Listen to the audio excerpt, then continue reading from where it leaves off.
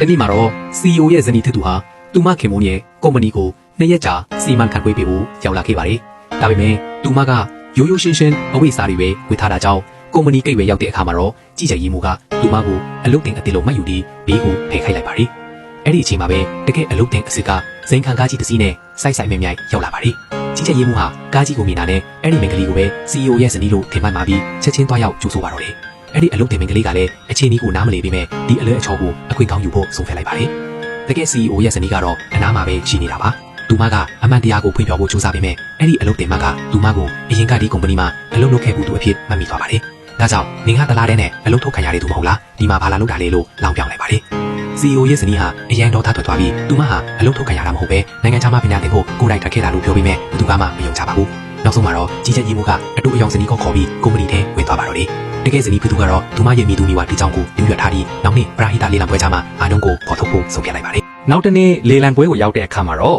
CEO ရဲ့ဇနီးကအမှန်တရားကိုဖွင့်ပြပါတယ်။ဒါပေမဲ့ဘသူကမှမယုံကြည်ကြတဲ့အပြင်ကြီးကြပ်ရေးမှူးနဲ့အတူအယောင်ဇနီးတို့ကဝိုင်းပြီးလောင်ပြောင်းကြပါသေးတယ်။စိတ်ရှည်တဲ့ခံမှုကုံဆုံးသွားတဲ့ CEO ဇနီးကတော့ကြီးကြပ်ရေးမှူးကိုပါရိုက်လိုက်တာကြောင့်အားလုံးတိတ်ဆိတ်သွားပါတယ်။လူတွေကဒေါသထွက်ပြီးသူမကိုချိန်ချောက်ကလေလံပွဲထဲဝင်သွားကြပါတယ်။အဲ့ဒီအချိန်မှာပဲ CEO ဇနီးကသူမရဲ့ခင်ပွန်းစီဖုံးဆက်ပြီးလေလံပွဲကိုချက်ချင်းလာခဲ့ဖို့ပြောလိုက်ပါတယ်။မကြခင်မှာပဲ CEO ဇနီးဟာတန်ဖိုးကြီးဝတ်စုံနဲ့လက်ဝတ်ရတနာတွေကိုဝတ်ဆင်ပြီးပွဲထဲကိုပြန်ဝင်လာပါတယ်။သူမရဲ့ rapper တင်တယ်မှုကိုမြင်တဲ့အခါအားလုံးကအံ့တော်ချီးမွမ်းကုန်ကြပါတယ်။ဒါကိုမြင်တဲ့ကြီးကြပ်ရေးမှူးနဲ့အတူအယောင်ဇနီးမှုကပို့ပြီးဒေါသထွက်လာကလုံခြုံရေးတွေကိုခေါ်ပြီးသူမကိုပွဲထဲကနေမောင်းထုတ်ဖို့ခိုင်းပါတော့တယ်။ဒါပေမဲ့လုံခြုံရေးတွေသူမကိုမချိခင်မှာပဲတကယ် CEO အစစ်တော့ရောက်ရှိလာပါတယ်။ဒါကြောင့်အားလုံးရဲ့ရှေ့မှာတင် CEO ရဲ့ဇနီးအတူဟာဘယ်သူလဲဆိုတာပေါ်သွားပြီးအရှက်ရသွားပါတော့တယ်။